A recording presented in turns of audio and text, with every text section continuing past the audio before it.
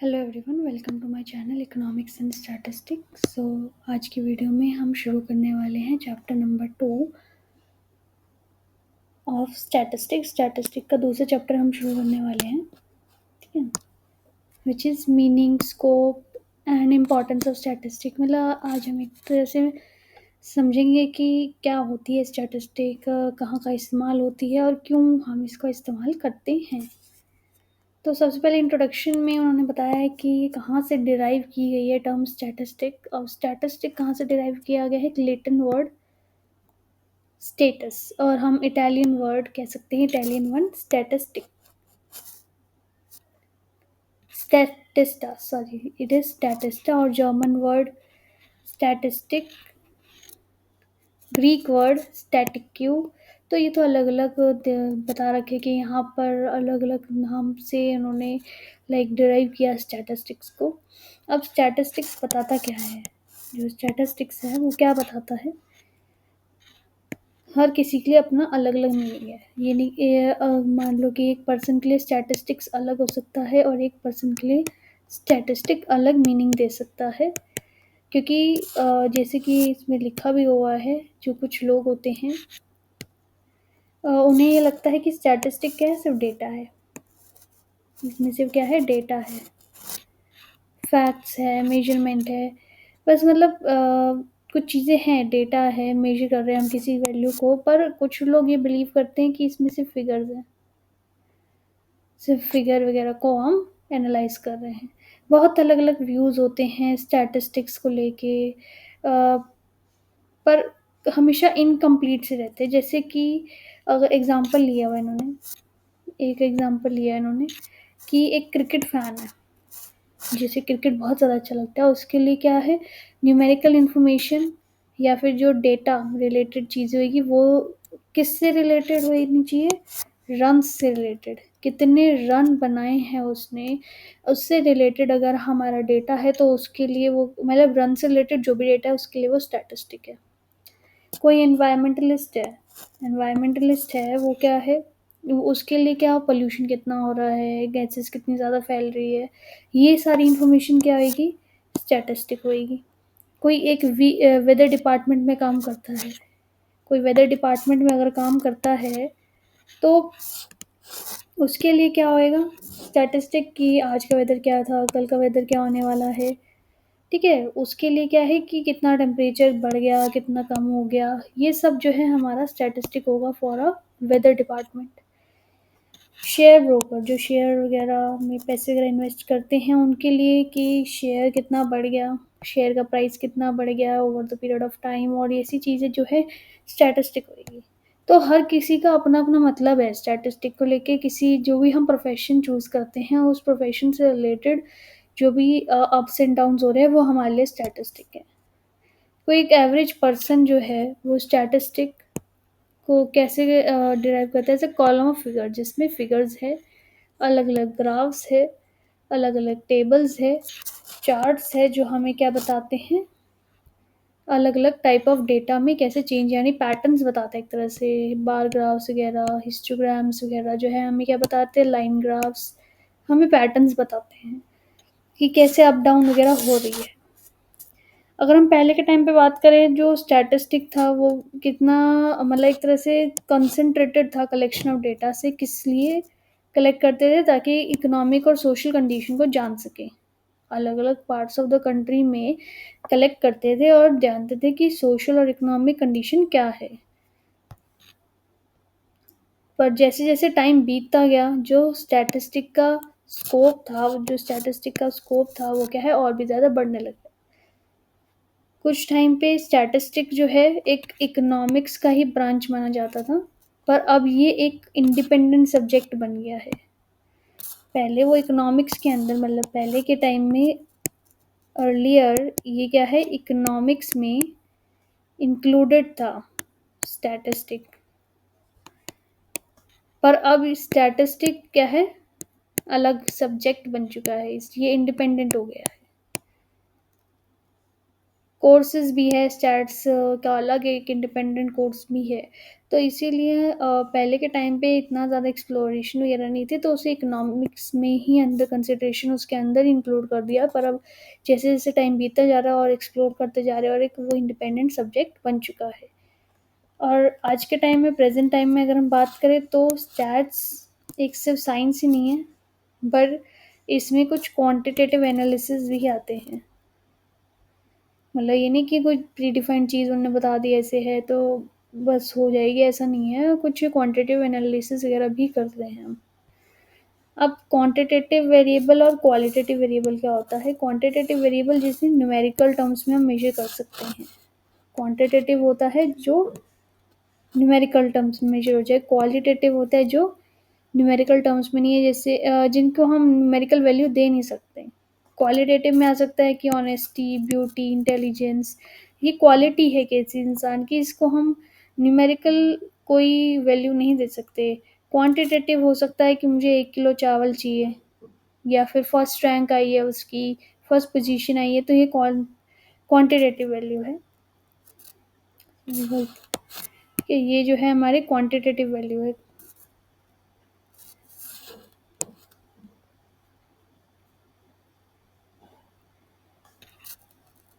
तो इसमें क्वांटिटेटिव लिख नहीं रखा, ये लिखा हुआ है यहाँ पर, ये ऊपर लिखा है।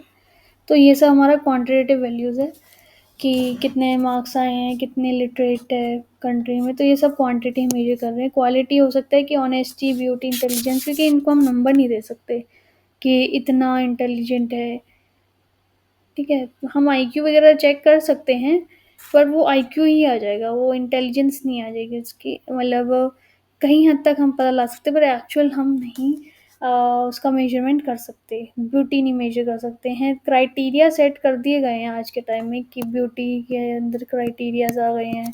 अगर वो सैटिस्फाई करते हैं तो उसका बाइफिकेशन एक टेबल बना दिया, ऐसी इंटेलिजेंस में भी है, ऑनेस्टी के लिए भी है। तो क्राइटेरिया सेट कर दिए गए हैं, पर वो एक हमें अज़्यूम्ड चीज़ें बताते हैं। वो हमें जो है कम वो नहीं बताते कि हाँ, बिल्कुल जो है एग्ज़ैक्ट वैल्यूज़ नहीं देते हैं। जैसे कि एक हाइट जो है पर्सन की या किसी की भी, वो हमें एग्ज़ैक्ट वैल्यू देती है, ठीक है? फिर आया स्टैटिस्टिक्स होता क्या है? स्टैटिस्टिक्स की 2 डेफ़िनेशन हैं, एक तो प्लूरल सेंस में और एक सिंगुलर सेंस में। प्लूरल सेंस में क्या है? Collection of numerical facts. Plural sense में सिर्फ़ इसका मतलब क्या है कि हम जो है उसे स्टैटिस्टिकल डेटा को कलेक्ट कर रहे हैं, न्यूमेरिकल फैक्ट्स को कलेक्ट कर रहे हैं। और सिंगुलर सेंस में जो स्टैटिस्टिक है वो क्या करता है? Deal with collection. क्या-क्या चीज़ें आ जाती है इसमें? वेरियस थिंग्स आ जाती है, collection, presentation, analysis and interpretation. तो इसमें 4 आ गए, कलेक्शन, प्रेज़ेंटेशन, एनालिसिस और इंटरप्रिटेशन। ये 4 चीज़ों के साथ मिलकर जो है हमारा सिंगुलर सेंस बनता है। अब प्लूरल सेंस में सिर्फ़ हम डेटा के बारे में बात कर रहे हैं और इसमें हम पूरा प्रोसेस है कि कैसे हम डील करते हैं, इन्फॉर्मेशन कैसे गैदर कर रहे हैं और उसके बाद फिर कैसे प्रेज़ेंट कर रहे हैं, कैसे एनालाइज़ कर रहे हैं और उससे जो रिज़ल्ट निकल रहा है कैसे इंटरप्रेट कर रहे हैं उसे। तो ये सारी चीज़ें सिंगुलर में आ जाती हैं। अब स्टैटिस्टिक और एक ये तो बहुत ज़्यादा बेसिक डेफ़िनेशन उन्होंने बताई, अब हम थोड़ा इन डेप्थ उसके बारे में अगर जानते हैं, तो statistic as a numerical set of data, यानी प्लूरल सेंस। अगर किसी पूछा जा सकता है कि define statistic as a numerical set of data, तो वो कुछ नहीं पूछ रहे, बल्कि क्या पूछ रहे? प्लूरल सेंस में स्टैटिस्टिक्स को डिफाइन करो। तो इसकी पूरी डेफ़िनेशन में क्या है? In a plural sense statistic refer to aggregate. क्या है? Aggregate of facts. फैक्ट्स है जो मार्केट तक जो है फैली हुई है। इसके बहुत सारे कॉजेज़ हो सकते हैं, न्यूमेरिकली एक्सप्रेस किया जा सकता है, एन्यूमरेटेड मतलब कि एस्टिमेट किया जा सकता है, जैसे-जैसे एक्यूरेसी है उसके अकॉर्डिंग हम जो है एस्टिमेशन कर सकते हैं। कलेक्ट किया जा सकता है एक सिस्टमैटिक मैनर में, किसी पर्पस के लिए, मतलब हम कलेक्ट कर रहे हैं फॉर अ पर्पस। और place in relation to each other. हम जो है किसी पर्पस की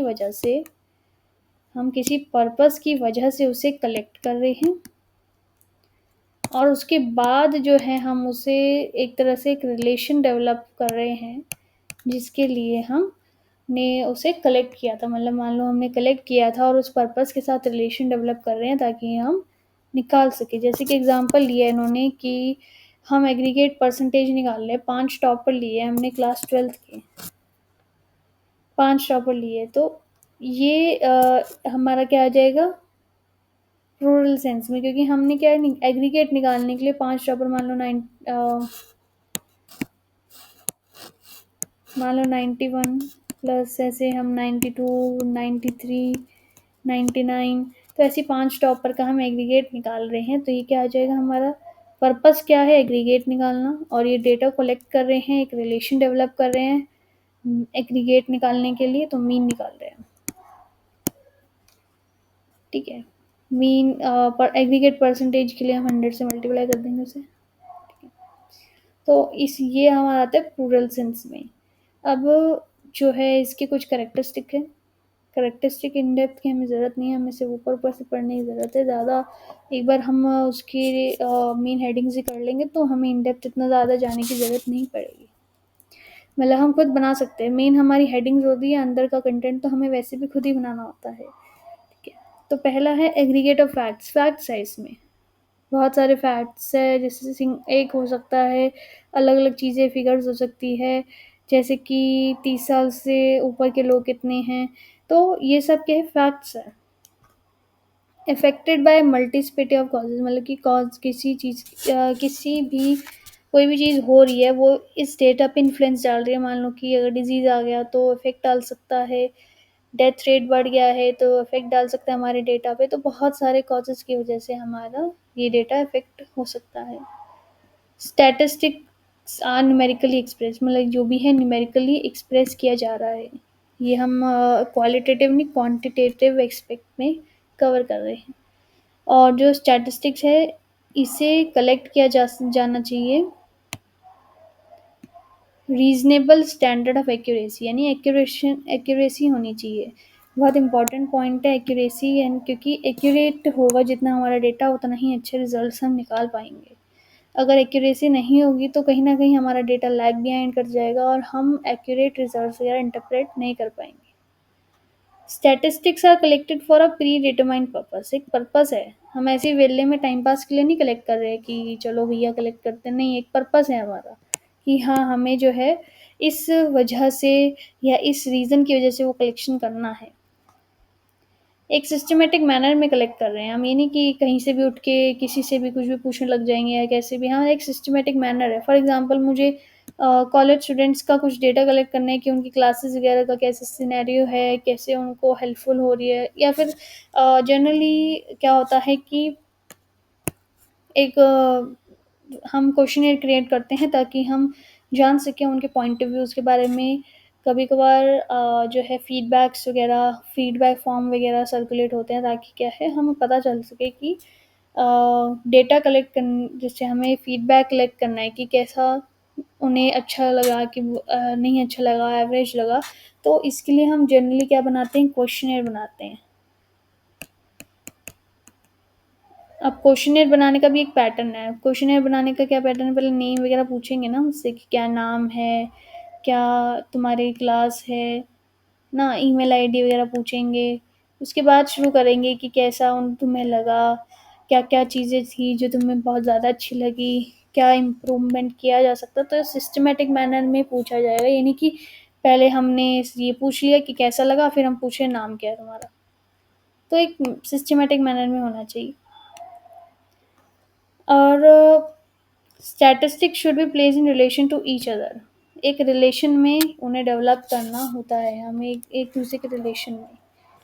कि जैसे कि हम मान सकते हैं कि एक रिलेशनशिप डेवलप करना है, जो हमारा पर्पस है और जो हमने डेटा कलेक्ट किया उसके बीच में एक रिलेशनशिप डेवलप करना है।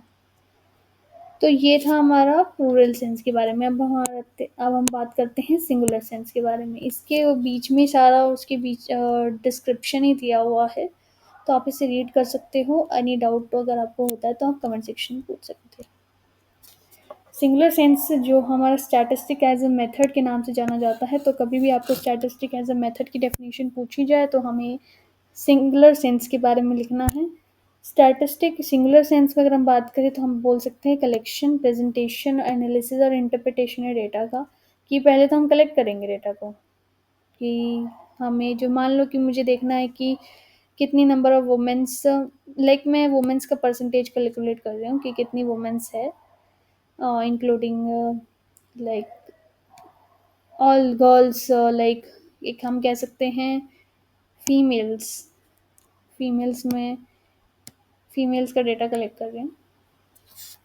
तो पहले मैंने डेटा कलेक्ट किया, उसे ऑर्गेनाइज़ क्या किया कि मैंने उसे एज क्राइटेरिया में डिवाइड कर दिया, लाइक 1 से 5, फिर 5 से 10, 10 से 12, सॉरी 10 से 15 एंड सो ऑन। मैंने उसे डिवाइड कर दिया और फिर डेटा कलेक्ट किया, प्रेज़ेंट किया यानी कि मैंने उसका बार ग्राफ वगैरह बनाया कि कितने, लाइक हिस्टोग्राम बना सकते हैं हम, कितना हमारा पॉपुलेशन किस उसमें एनालाइज किया। जैसे मान लो कि ये 1, 5, 10, 15, तो मैं ये देख सकती हूँ 10 से 15 में ज़्यादा मेरी पॉपुलेशन है। इंटरप्रेट किया कि कैसे हम देख सकते हैं कि 10 से 15 तक जो है ज़्यादा पॉपुलेशन है, यानी कि इस एज में ज़्यादा वुमेन जो है लाइव सर्वाइव कर पा रही है, और उसके बाद जो है उनको जो है मेंटल या इश्यूज़ वगैरह, डिजीज़ वगैरह की वजह से जो है उनकी पॉपुलेशन डिग्रेड हो रही है। तो हम, ये एक हाइपोथेटिकल एग्जांपल है, ये एक्चुअल एग्जांपल नहीं है, बट हम ये चीज़ें इस फॉर्मेट में करते हैं। ठीक है, अब इनके बीच में डिफरेंस देखते हैं, प्लूरल और सिंगुलर सेंस के बीच में, कि ये दोनों में क्या डिफरेंस है एक तरह से। अब जो स्टैटिस्टिक है प्लूरल सेंस में क्या किससे डील करता है, न्यूमेरिकल इंफॉर्मेशन से हमने पढ़ा। रूरल सेंस में हम सिर्फ क्या कर रहे हैं, न्यूमेरिकली डेटा को कलेक्ट कर रहे हैं, बस हम सिर्फ न्यूमेरिकली डेटा को कलेक्ट कर रहे हैं और कुछ नहीं कर रहे। पर जो सिंगुलर सेंस है, सिंगुलर सेंस में हम, हमारे पास अलग अलग मेथड और टूल्स है ताकि हम डिटरमाइन कर सकें। जैसे देख सकते हैं कलेक्शन, ऑर्गेनाइजेशन, प्रेजेंटेशन, एनालिसिस और इंटरप्रिटेशन, तो हमारे पास क्या है, ये टूल और मेथड्स है। अब जो स्टैटिस्टिकल है प्लूरल सेंस में, एक डिस्क्रिप्टिव है, नेचर में डिस्क्रिप्टिव है, पर सिंगुलर सेंस में वो एक टूल ऑफ एनालिसिस है। ये सिर्फ हमें दिखा रहा है, डिस्क्रिप्टिव नेचर है, यानी कि बस दिखा रहा है कि हाँ ये चीज़ें ऐसी ऐसी है बस। और ये सिंगुलर सेंस में हमारा एनालाइज भी कर रहा है कि हाँ क्यों है, कितना ज़्यादा है, कितना कम है, क्या प्रपोर्शन है, ये सब। और स्टैटिस्टिक एंड प्लूरल सेंस में अगर हम बात करें तो हमारा, हम लिखते जाते हैं, ये हमारा न्यूमेरिकल इन्फॉर्मेशन है और ये हमारा मेथड्स एंड टूल्स है। ये हमारा डिस्क्रिप्टिव नेचर है, ये हमारा एनालिसिस है। इसमें ये रॉ स्टेट में होता है, हमने इसको कोई ऑर्गेनाइज नहीं किया, सिर्फ रॉ स्टेट में हमारे पास कि हाँ ये जैसे हमने कलेक्शन कर ली है, वो एक रॉ स्टेट है, उसको हमने भी जो है प्रेजेंट नहीं किया अच्छे से, या फिर उसको हम कह सकते हैं ऑर्गेनाइज नहीं किया है। ठीक है, तो ये सब अभी हमने नहीं किया है। सिंगुलर सेंस में एक प्रोसेस है ये, उस रॉ डेटा को कैसे हम चेंज करेंगे एनालिसिस में। प्लूरल सेंस में ये क्वांटिटेटिव होता है और सिंगुलर सेंस में ऑपरेशनल टेक्निक है। प्लूरल सेंस में ये क्वांटिटेटिव है क्योंकि इसमें हम कलेक्ट कर रहे हैं। एक तरह से हम ये कह सकते हैं, यहाँ तक जो स्टेज, ये वाली जो फर्स्ट स्टेज है ना, this is plural sense, this is plural sense. और बाकी सारी स्टेज आ जाएगी तो वो सिंगुलर सेंस बन जाएगा, और इसलिए उसे ऑपरेशनल टेक्निक आ गई, कैसे हम ऑपरेट करेंगे। फिर हमारा इसमें इन्होंने ये थोड़ा सा बताया एम्पेरिकल एनालिसिस और क्वांटिटेटिव एनालिसिस क्या होता है। एम्पेरिकल एनालिसिस होता है कि ऑब्जर्वेशंस, इसमें हमारा क्या मेन पॉइंट है, ऑब्जर्वेशन, एक्सपेरिमेंट्स के थ्रू हम किसी चीज़ को कर रहे हैं। अब जो एम्पेरिकल एनालिसिस में जो नॉलेज या हमें किसी चीज़ का रिजल्ट मिल रहा है, वो कैसे मिल रहा है, एक्सपीरियंस से। जैसे साइंस, फिजिक्स, केमिस्ट्री में क्या होता है, हम एक एक्सपेरिमेंट कर रहे हैं और उसके बाद हमारी ऑब्जर्वेशन निकल रही है। ऐसे ही हम निकालते हैं ऑब्जर्वेशंस, एनालाइज़ करते हैं चीज़ों को, जैसे अलग-अलग जैसे वो हमारा इलेक्ट्रॉन्स के वो जो सर्कल्स है उसका एक्सपेरिमेंट वगैरह हुआ था और उस वैसे ही एक्सपेरिमेंट होने के बाद फिर उन्होंने ऑब्जर्वेशन दी थी। इसी तरीके अब क्वांटिटेटिव एनालिसिस क्या होता है, जिसमें हमारे पास कुछ फैक्ट्स ऑलरेडी है, बस हमें क्या करना है, कंपेयर करना है। हमें क्या करना है, कंपेयर करना है उस फैक्ट्स के थ्रू। जो फैक्ट्स है उन्हें क्वांटिटीज़ में दिखाया जा रहा है। जो न्यूमेरिकल डेटा है, जो हमारे पास डेटा होता है जैसे 1 टू 10, 10 टू 20, तो ये वाले डेटा को क्या है, हम क्लासिफाई कर रहे हैं, टैबुलेट कर रहे हैं और फिर एनालाइज़ कर रहे हैं ताकि कंक्लूजन निकले। तो मेनली वो बोल रहे हैं जो एनालिसिस हम इसमें स्टैटिस्टिक में यूज़ कर रहे हैं वो क्वांटिटेटिव एनालिसिस है। क्योंकि एम्पिरिकल एनालिसिस का मतलब होता है कि हम एक्सपेरिमेंट कर रहे हैं फिर ऑब्जर्वेशन निकाल रहे हैं। पर इसमें तो हमें पता है, फैक्ट है हमारे पास और इस फैक्ट को अप्लाई कर रहे हैं ताकि हमारे पास क्या निकल रहे, रिजल्ट्स निकले, एनालाइज कर सके उसे। ठीक है, अब आते हैं हमारे फंक्शंस। फंक्शन क्या होते हैं स्टैटिस्टिक के? सिंप्लीफाई कॉम्प्लेक्स फैक्ट्स, मतलब बहुत सारे फैक्ट्स, अब हमने बोला कि फैक्ट्स है पर उस फैक्ट्स को सिंप्लीफाई करता है statistic. To present facts in definite form, अच्छी तरीके से प्रेजेंट करता है फैक्ट्स को। उसने बोला कि जैसे मेरे पास डेटा है बहुत सारा, ये डेटा कह रहा है मुझे कि इसमें इंक्रीज हो रहा है पॉपुलेशन का। तो ये रॉ डेटा से कोई भी जर्नल पर्सन नहीं देख के बता सकता। वो क्या देखेगा, वो ग्राफ देखेगा, ट्रेंड्स वगैरह देखेगा कि क्या हो रहा है। To make comparison of facts, compare कर पाते हैं हम फैक्ट्स को। किसी भी, जैसे मान लो ये जो जैसे शेयर्स वगैरह का होता है, जनरली मार्केट ट्रेंड्स वगैरह हम देखते हैं कि कैसे जा रही है हमारी, तो हम वो चेक क्यों करते हैं, ताकि हम प्लान कर सकें कि हमें इन्वेस्ट करना चाहिए कि नहीं करना चाहिए। और इसी सिमिलर वे में गवर्नमेंट भी इन सब चीज़ों को देखती है और उसके बाद डिसीजंस वगैरह निकालते हैं कि क्या करना चाहिए इकोनॉमिक पॉलिसीज़ फॉर्मेशन करने के लिए। फोरकास्टिंग में मदद करती है कि आने वाले टाइम में वो उसका प्राइस बढ़ेगा या कम होएगा, ये सब पता लगता है। Formulation and testing of hypothesis, यानी कि हाइपोथेसिस का मतलब है कि हमने प्री डिफाइंड अजम्पशन ले ली है कोई, कि मान लो कि आने वाले टाइम में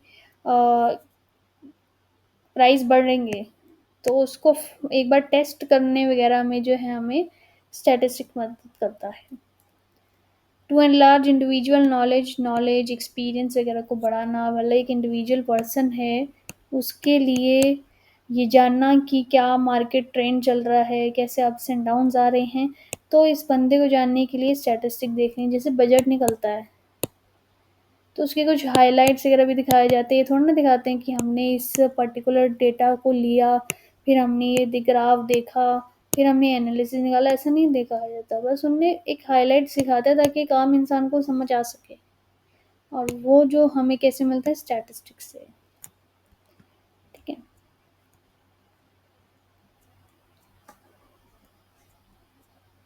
अब इम्पोर्टेंस क्या है स्टैटिस्टिक की, क्यों हम यूज़ कर रहे हैं, रीज़न क्या है।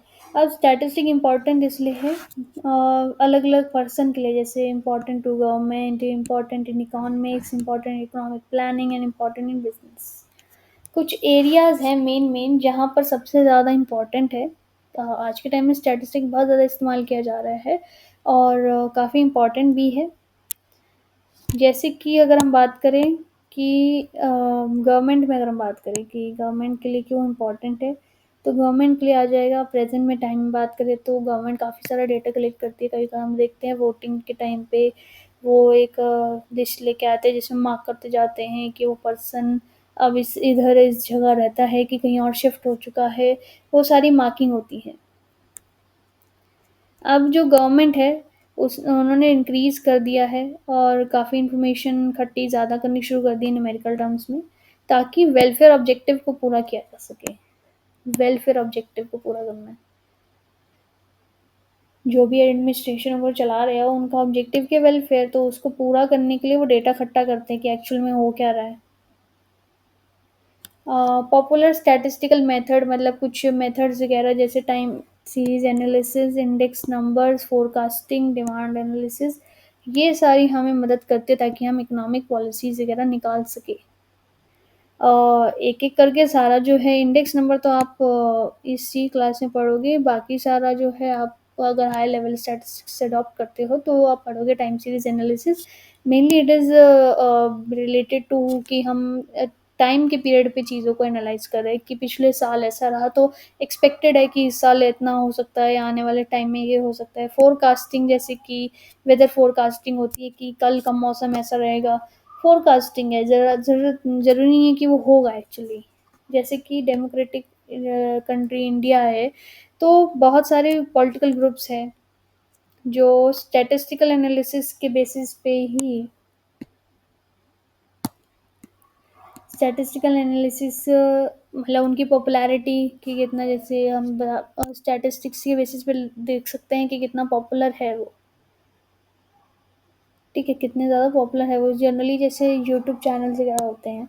यूट्यूब चैनल्स पे भी एक एनालिसिस होता है जिसमें हम पता लगा सकते हैं कि व्यूज़ कितने बढ़ रहे हैं, number of hours of watching कितना बढ़ रहा है। तो बहुत सारी चीज़ें हम जो है देख सकते हैं और एनालाइज कर सकते हैं कि क्या सही चल रहा है कि नहीं चल रहा। तो हम ये कंक्लूड कर सकते हैं कि बिल्कुल इम्पॉसिबल है आज के टाइम में अगर गवर्नमेंट को वर्क करना है तो इम्पॉसिबल है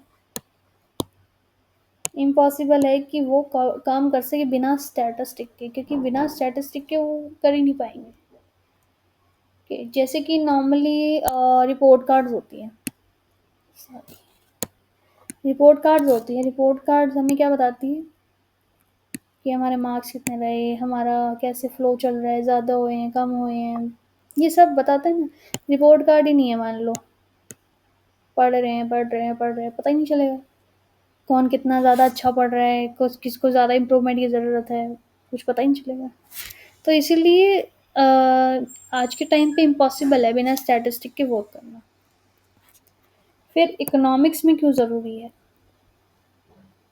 जो स्टैटिस्टिक है वो एक ऐसा टूल है जिसे हम हटाया नहीं जा सकता। बहुत सारी इकोनॉमिक प्रॉब्लम्स को समझने के लिए स्टैट्स का इस्तेमाल किया जाता है। जो हर जितनी भी ब्रांच है इकोनॉमिक्स की वो स्टैट्स का मदद लेती है ताकि वो इकोनॉमिक थ्योरीज को प्रूव वगैरह कर सके। जो स्टैटिस्टिक है वो उन्हें गाइडलाइंस बताती है। वो क्या देती है? गाइडलाइंस देती है कि कैसे इकोनॉमिक पॉलिसी फॉर्मुलेट करी जाए। ज़्यादातर जो इकोनॉमिक प्रॉब्लम्स होती है वो न्यूमेरिकल फिगर्स में एक्सप्रेस की जा सकती है, जैसे कि कितना एग्रीकल्चर बन रहा है, एक्सपोर्ट कितना हो रहा है, प्राइस कितना बढ़ रहा है, तो ये सब हम न्यूमेरिकली एक्सप्रेस कर सकते हैं। और ये डेटा को इकट्ठा करके अलग-अलग फैक्टर्स में डाल सकते हैं, इसलिए हम ये बहुत ज़्यादा प्रिस्क्राइब किया जाता है कि स्टैटिस्टिकल डेटा को ही हम यूज़ करें और वो ही सैटिस्फाई करता है हमारे नीड्स को कि हमें जैसे एनालाइज़ करना है किसी भी चीज़ को तो हम उसे न्यूमेरिकली लिखते हैं और उसके बाद हम उसे प्रेज़ेंट वगैरह करके देखते हैं कि हाँ, सही है कि नहीं। तो हम ये कह सकते हैं कि बहुत सारी जो इकोनॉमिक प्रॉब्लम्स है, वो स्टैटिस्टिकल नेचर की ही है। तो कुछ यूज़ेस क्या है इकोनॉमिक लॉज़ बनाने के लिए, कोई लॉ बनाना है, जैसे law of demand, law of supply, elasticity of supply जो हम पढ़ चुके हैं माइक्रो में, ये सब जनरेट कैसे हुआ है? स्टैटिस्टिक्स की मदद से। ये हमें मदद करते हैं ताकि हम अंडरस्टैंड कर सकें या सॉल्व कर सकें किसी भी प्रॉब्लम को। अगर किस पॉवर्टी को समझना है, कितनी गरीबी है, तो पहले हम इकट्ठा करेंगे ना कितने लोग गरीब हैं। फिर हम उसी के बेसिस पे जो है निकालेंगे कि हाँ, इस एरिया में ज़्यादा गरीब है तो इधर हम ज़्यादा वेलफेयर फैसिलिटीज़ वगैरह ओपन करेंगे। अनएम्प्लॉयमेंट देखेंगे किस जगह पे अनएम्प्लॉयमेंट ज़्यादा है तो हम दूसरी जगह पे जो है उसको बढ़ाने या उसी जगह पे हम बढ़ाने की कोशिश करेंगे। तो ये हमें मदद करता है कि हम समझे कि है क्या प्रॉब्लम आखिर। फिर उसके बाद हम फॉर्मुलेट सॉल्व करें प्रॉब्लम्स को। मार्केट स्ट्रक्चर कैसे है मार्केट, मतलब परफेक्ट कंपटीशन हो, ओलिगोपोली हो, मोनोपोली हो, कैसी भी हो, स्टैटिस्टिक्स तो ज़रूरी है। प्राइस कितना जा रहा है क्या नहीं है। मान लो कि अगर मोनोपोली में बात करें, मोनोपोली में क्या होता है कि एक ही बंदा है, वो उसकी मर्जी जो बेच रहा है, कैसे न कैसे किस प्राइस पे बेचना है। प्राइस उसने रख दिया भैया 50 रुपए, छोटा सा बिस्किट है इतना सा, अब वो लोग खरीद ही नहीं रहे क्योंकि वो बहुत महंगा एक्सपेंसिव है। अब एक्सपेंसिव है तो क्या होगा कि फिर लोग नहीं खरीद रहे, तो वो क्या देखेगा, अपना ग्राफ देखेगा। वो देखेगा कि भैया ये तो डाउनफॉल जा रहा है, डाउनफॉल जा रहा है, तो मेरा तो बहुत सारा स्लॉट मतलब बहुत ज़्यादा बच गया, स्टॉक बच गया उसके पास इतना सारा, अब इसे बेचना है। तो कैसे पता चला, जब उसने ट्रेंड देखा है कि भैया कम जा रहा है, भैया मेरे को ऐसा बनाना है प्रोडक्ट जो थोड़ा लेस एक्सपेंसिव हो ताकि लोग खरीदे।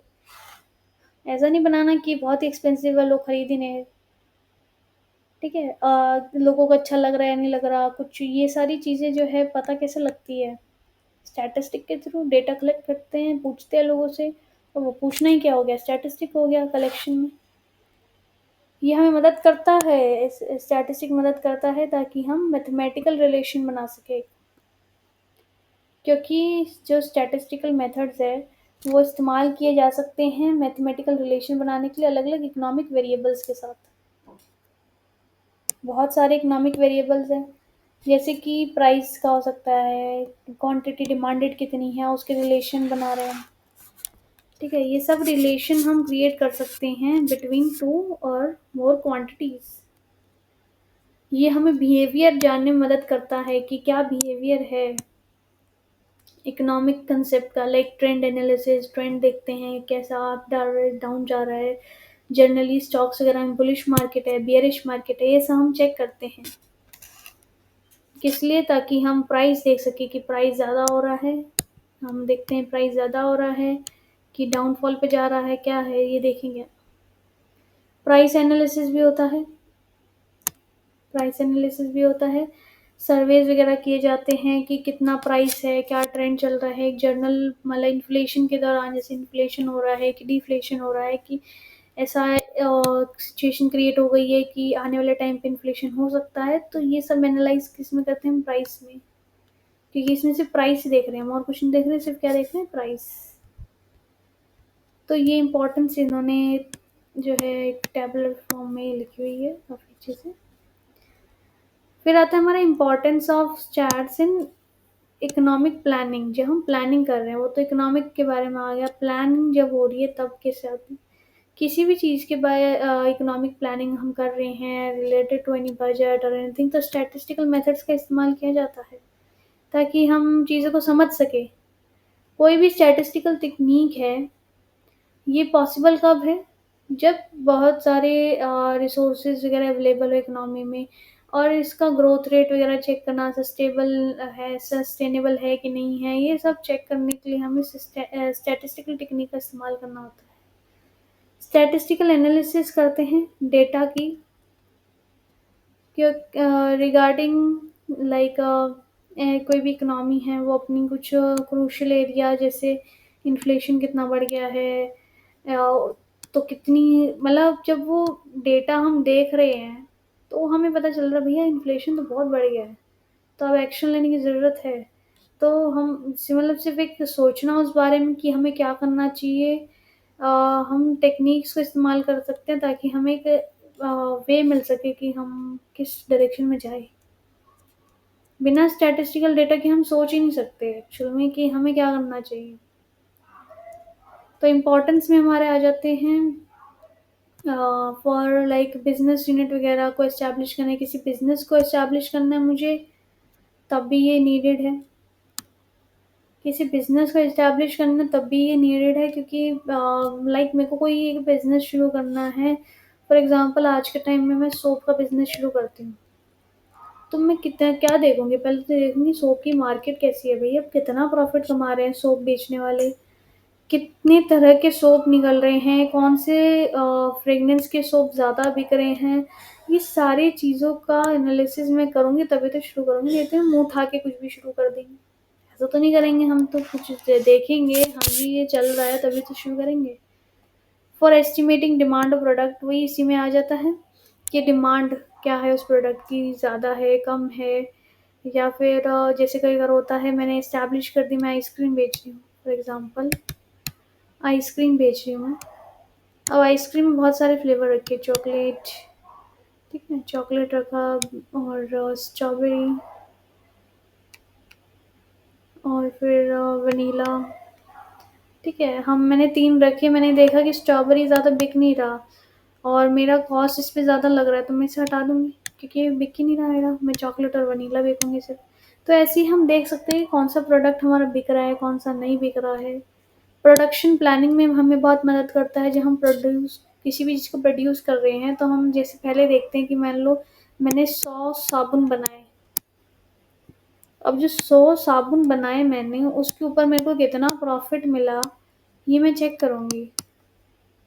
अब इसको चेक करने के बाद मैं बताऊँगी कि कैसे जो है वो प्रॉफ़िट मतलब जो 100 साबुन के ऊपर मेरा प्रॉफ़िट अगर कम हुआ है, तो मैं क्या करूँगी, कोशिश करूँगी मैं अपने प्रोडक्शन में कॉस्ट जो है कम कर सकूँ किसी तरीके से, ताकि प्रॉफ़िट इंक्रीज़ हो जाए। फिर क्वालिटी कंट्रोल, क्वालिटी वगैरह चेक, जैसे कि स्टैटिस्टिक्स से हम फीडबैक्स लेते हैं कि कैसा प्रोडक्ट लगा, कैसा है, क्वालिटी वगैरह एश्योरेंस वगैरह देखते हैं कि कैसी क्वालिटी लगी, तो मेंटेन रहती है।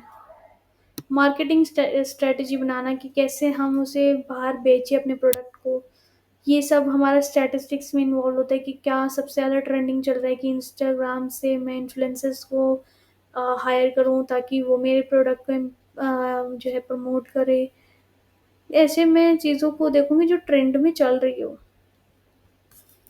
अकाउंट राइटिंग एंड ऑडिटिंग, जो हम अकाउंट्स वगैरह कर रहे हैं, ऑडिट्स वगैरह बना रहे हैं, तब भी स्टैट्स का इम्पोर्टेंट रहता है, क्योंकि उस टाइम पीरियड में हमें ये ध्यान रखना होता है कि प्रॉफिट कितना बढ़ रहा, लॉसेस कितना हो रहा है, with in a time period क्या हमारा प्रॉफिट रहा, लॉस रहा, लोन कितना बढ़ गया है, क्रेडिट कितना बढ़ चुका है। तो ये सारा अकाउंट्स वगैरह की जो टर्मिनोलॉजीज है उसका भी एनालिसिस किया जाता है स्टैटिस्टिक के थ्रू, ठीक है।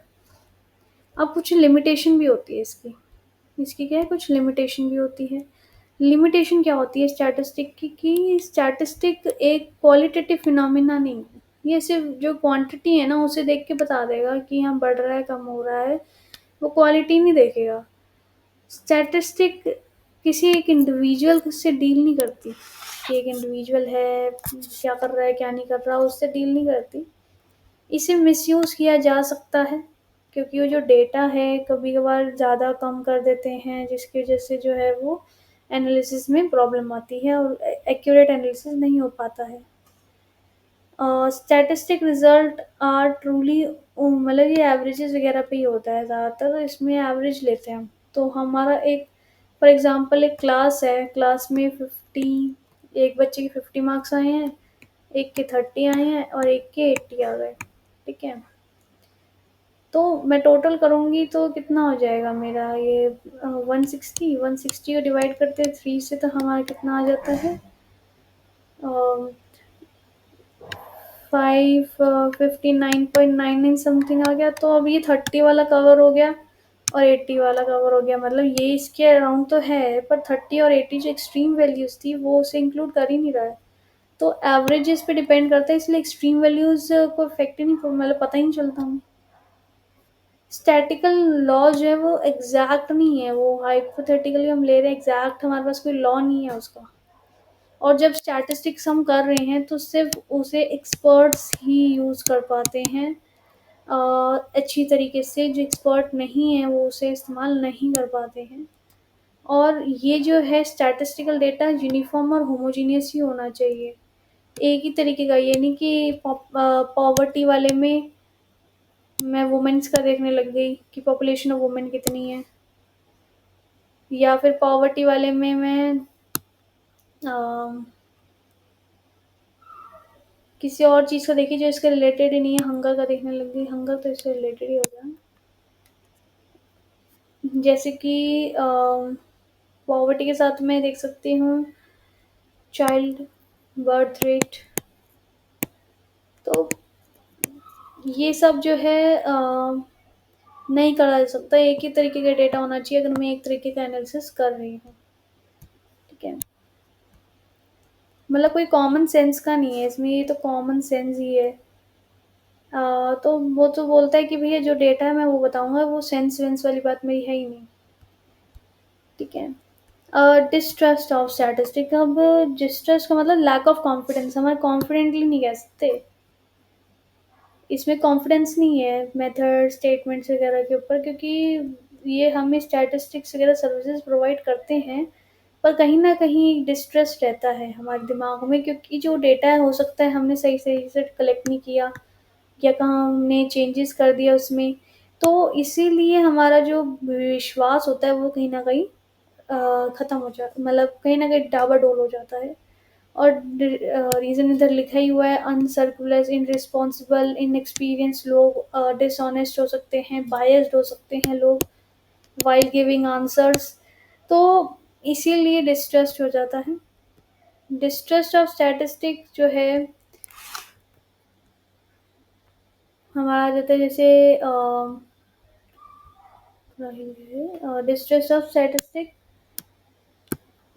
लैक ऑफ कॉन्फिडेंस जो हमने बोला यहाँ पे लिखा हुआ है। अब कॉजेज़ क्या होते हैं? अनरियलिस्टिक असम्पशन, असम्पशन ले जाते हैं हम, मान लो। अरे इतना असम्पशन लेंगे तो हम रियलिस्टिक कहाँ से रहेंगे? मिसयूज़ हो सकता है, डेलिबरेटली हम जानबूझ के उसका मिसयूज़ कर रहे हैं। उसकी जो लिमिटेशन है उसे इग्नोर कर रहे हैं। कोई अजीबो-गरीब एप्लीकेशन को इस्तेमाल कर रहे हैं। तो ये सब जो है हमारा डिस्ट्रस्ट क्रिएट कर देता है स्टैटिस्टिक पे। रिमूवल, कैसे रिमूव करें? सिर्फ़ लिमिटेशन को ध्यान रखें, अपने दिमाग में रखें लिमिटेशंस को, और एक्सपर्ट्स ही यूज़ करें स्टैटिस्टिक का। डेटा जो है केयरफुली इंक्वायर करना है ध्यान से, ताकि बायसनेस ना हो और एक्यूरेसी मेंटेन रहे। ध्यान से और बहुत कॉशियस से हमें जो है किसी भी स्टैटिस्टिक कैलकुलेशन वगैरह को, मेथड को अप्लाई करना है। और इम्पार्शियल, मतलब पार्शियल नहीं होना चाहिए कि भाई बायस्ड वगैरह, ऐसा नहीं होना चाहिए। तो हम ये देख सकते हैं कि जो फ़ॉल्ट है वो स्टैटिस्टिक में नहीं है। जो फ़ॉल्ट है, जो टेक्नीक्स वगैरह है, वो इनोसेंट टेक्नीक्स है, उसे एक सोसाइटी में इस्तेमाल किया जा सकता है। अब वो वही बोल रहे हैं कि जैसे चाकू है, चाकू, जो चाकू होता है वो किसी गले काटने के लिए भी इस्तेमाल किया जाता है और सब्जियाँ काटने के लिए भी। तो वही बोल रहे हैं, अगर स्टैटिस्टिक को अच्छी तरीके से इस्तेमाल करोगे तो बहुत हेल्पफुल है, और अगर गंदे तरीके से इस्तेमाल करोगे तो बहुत हार्मफुल भी है। तो फॉल्ट हमारा नाइफ में नहीं है, बल्कि जो लोग उसे इस्तेमाल कर रहे हैं उसमें है। और सेम विद हमारा स्टैटिस्टिक होता है कि जो उसे इस्तेमाल कर रहा है उसके साथ है। ठीक है, तो यहाँ तक हमारा जो है इंट्रोडक्शन जो है फिनिश होता है। नेक्स्ट क्लास में हम प्रैक्टिकल एस्पेक्ट्स पे जाएँगे, जो नेक्स्ट चैप्टर है 3rd, उसको हम शुरू करने वाले हैं। आपको बीच में मैंने काफ़ी सारा जो है ये डिटेल वगैरह नहीं करा कवर, क्योंकि सेम हमने हेडिंग को डिस्कस कर लिया, तो जब हमें डिटेल लिखनी होगी तो हम लिख सकते हैं। कोई डाउट होता है तो आप कमेंट्स में लिख सकते हो, और गूगल क्लासरूम पे मैं अपडेट करते रहूँगी इसके नोट्स। वीडियो अच्छी लगी तो प्लीज़ लाइक करें, सब्सक्राइब करें और शेयर करें अपने फ्रेंड्स के साथ। Thank you everyone.